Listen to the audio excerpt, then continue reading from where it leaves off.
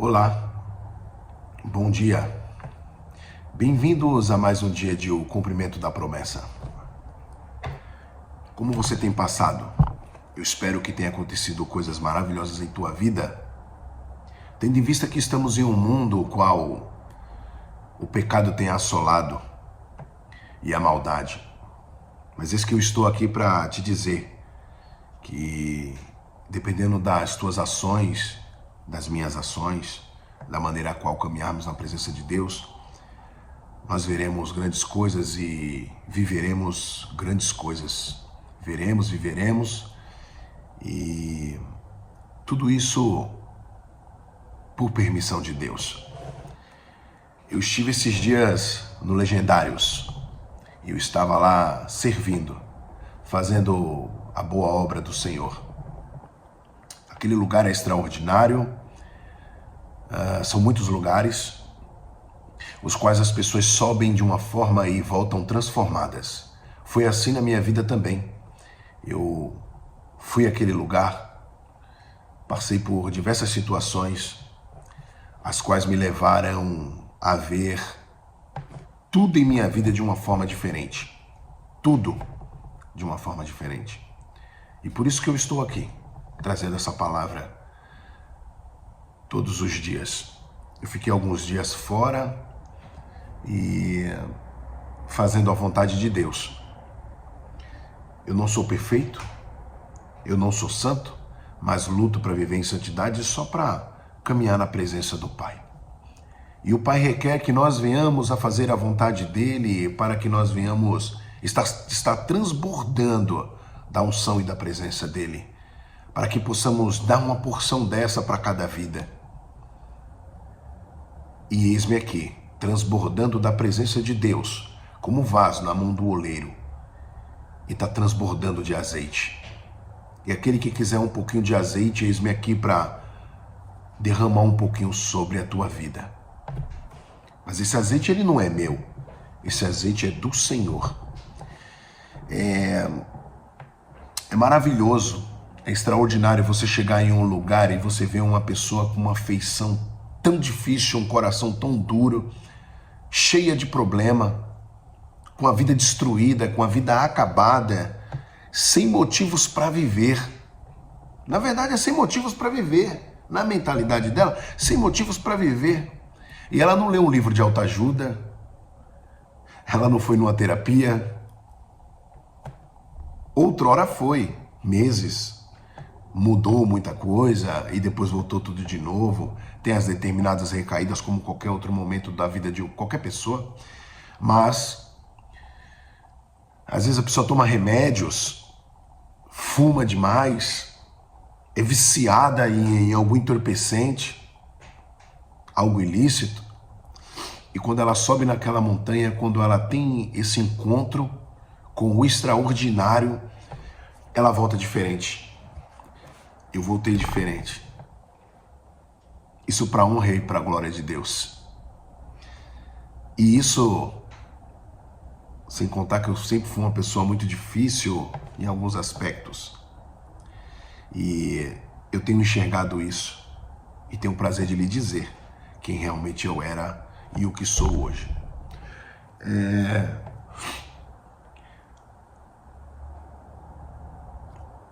São 4 dias.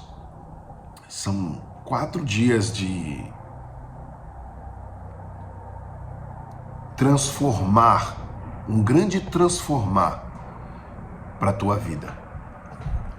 Se você conhece alguém, ou se alguém que você conhece alguém, procura fazer esse contato, essa ponte e tenta. Vale muito a pena. É uma virada de chave, como foi na minha vida. Bom, sem mais delongas, eu vou falar rapidamente e também farei uma oração rapidamente, tá? O meu tempo tá curto e você também tem o seu dia para resolver suas coisas, eu não vou tomar seu tempo. Vamos lá. Hoje eu quero falar de uma situação que ocorreu há muitos, mas muitos anos atrás, que fala-se de Davi e Golias. Hoje eu conversando com Deus, Deus dizia: você tem que falar para essas pessoas que elas não precisam ter medo. Independente do tamanho, independente da força. Você não deve afrontar ninguém. Você não deve afrontar qualquer pessoa que seja, independente da situação. Porque talvez você a afronte, você está errado, e mesmo certo, você a afrontando, Deus não estará com você. Mas, se porventura você estiver na presença de Deus e de acordo com a vontade de Deus, eu tenho uma certeza absoluta que o Senhor, Ele te livrará, Ele te protegerá. Com certeza Ele te livrará das mãos do teu adversário. Eu quero ler algo para você aqui, está em 1 Samuel, capítulo 17, versículo 2 em diante. Eu vou ler aqui, tá? Vamos lá.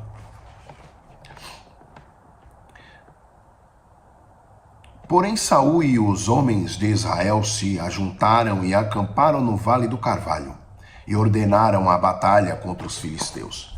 Não ordene uma batalha com alguém. Não faça algo, não afronte ninguém se Deus não mandou. Não faça, porque Deus também não te usaria, dependendo da situação, para afrontar ninguém. Não usaria você para isso. Mas a situação com aquele filisteu, com aquele Golias, estava pesada demais. Ele estava afrontando os israelitas. E Deus sempre foi com os israelitas. Mas nesse determinado momento, o Espírito de Deus já não se encontrava mais com Saul. Então Saul estava o quê? Entrando numa batalha, colocando os homens em um grande perigo. Mas tudo provém para o bem daqueles que creem no Senhor. E o Senhor, o qual já tinha derramado do Espírito Santo e da presença dele sobre Davi, usou da vida dele, para que aquele rapazinho franzininho, pequenininho, esquecido, que vivia em meio às ovelhinhas, ele simplesmente derrotasse aquele grande gigante. Então vamos lá. E os filisteus estavam num monte da banda da Lém, e os israelitas estavam noutro monte da banda da Quem, e o vale estava entre eles. Então saiu do arraial dos filisteus um homem guerreiro cujo nome era Golias de Gate, que tinha de altura 6 côvados e 1 palmo. Para quem não sabe, 6 côvados e 1 palmo dá de 2,90 m. Uma pessoa de 2 metros já é alta. Eu tenho 1,84 m. De 2,90 m a 3,30 m. De 2,90 m a 3,30 m. Era a altura de Golias. Realmente um gigante.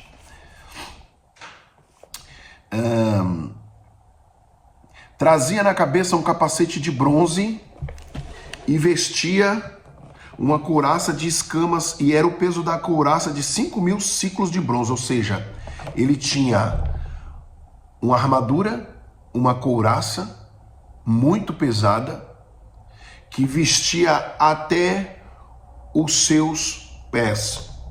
Então pesava esses 5.000 ciclos de bronze, pesava mais ou menos uns 57 quilos. Imagina um homem andando, se um homem usando um colete, dependendo, já pesa 1 quilo, algo assim. Imagina uma armadura de 57 quilos. Então ele era muito grande mesmo e muito forte. Assim como o tamanho, o peso, a estrutura dele era forte. Olha que forte, hein? Tá? E trazia grevas de bronze por cima dos seus pés e um escudo de bronze entre seus ombros. Imagina o peso do escudo de bronze nos ombros dele. E a haste da sua lança era como o órgão do tecelão.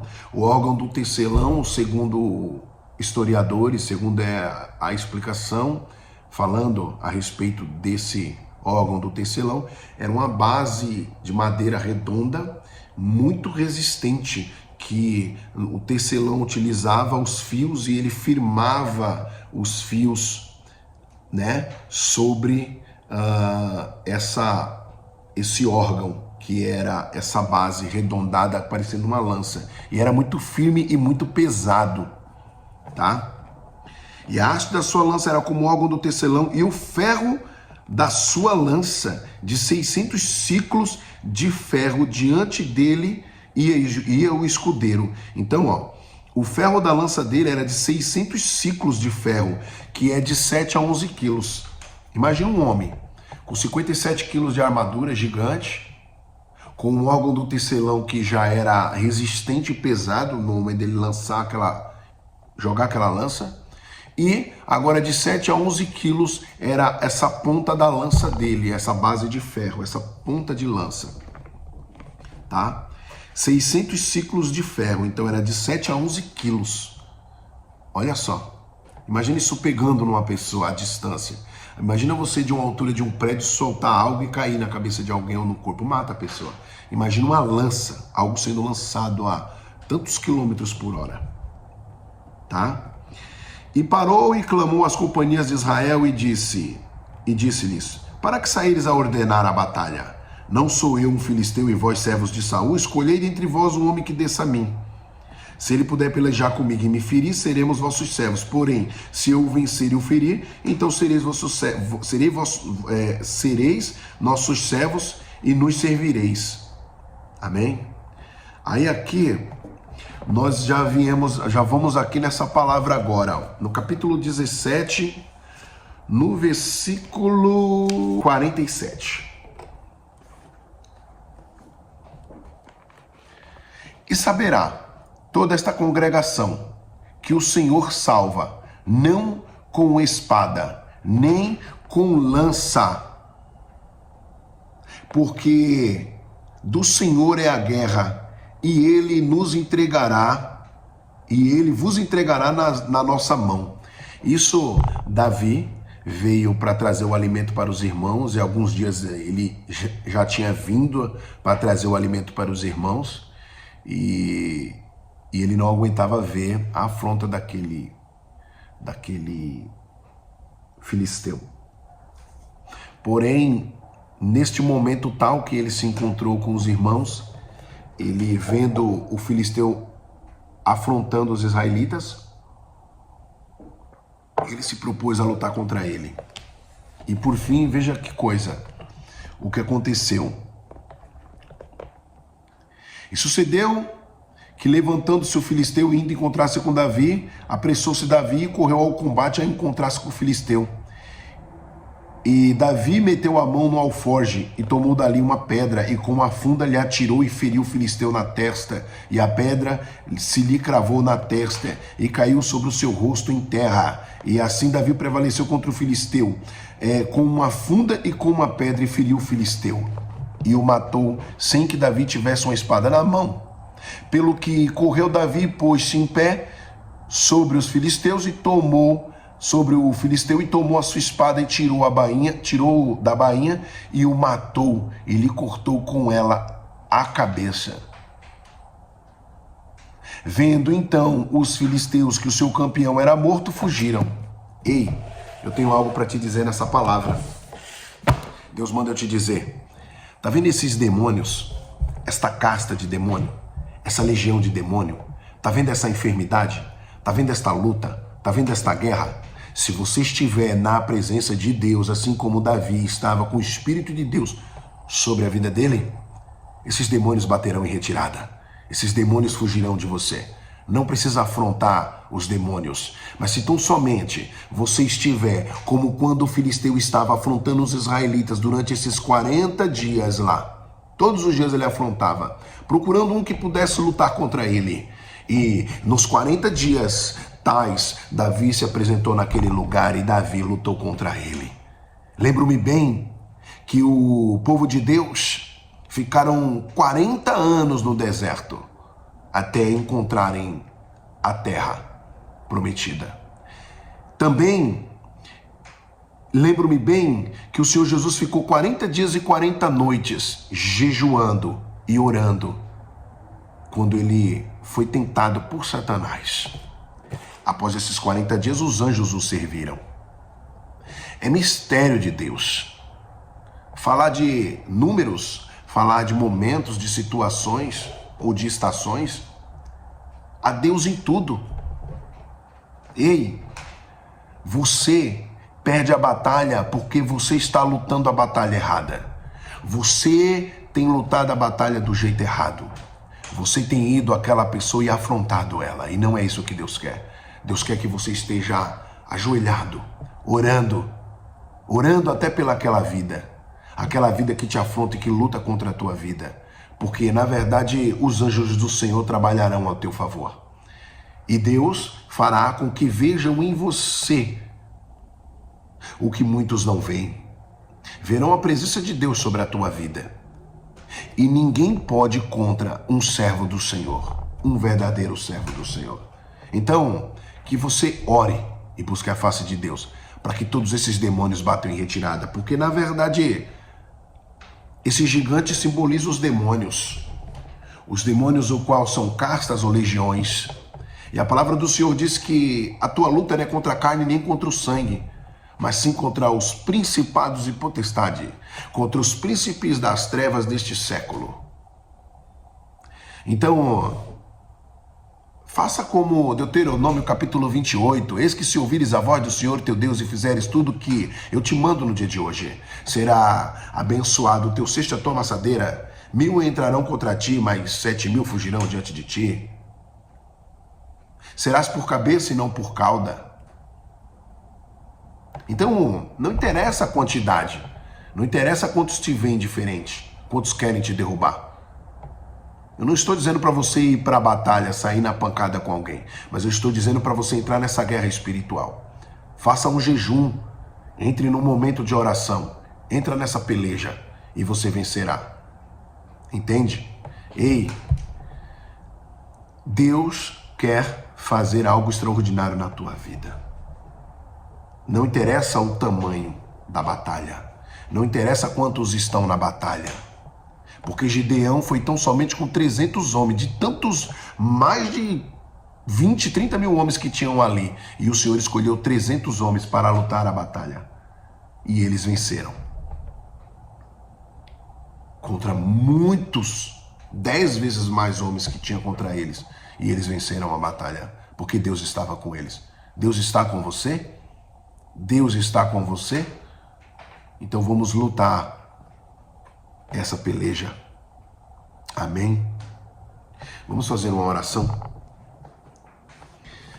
Senhor, nosso Deus, nosso Pai, em nome do teu Filho amado Jesus Cristo, Pai, eu oro e eu te peço, Pai, continua agindo ao nosso favor.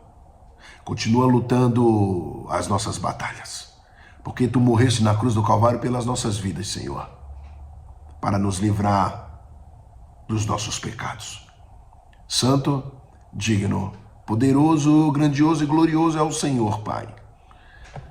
Cuida dessas famílias, transforma a vida dessas famílias. Eu profetizo toda sorte de bênção na vida dessas famílias.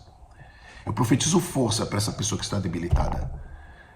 Eu profetizo saúde para você.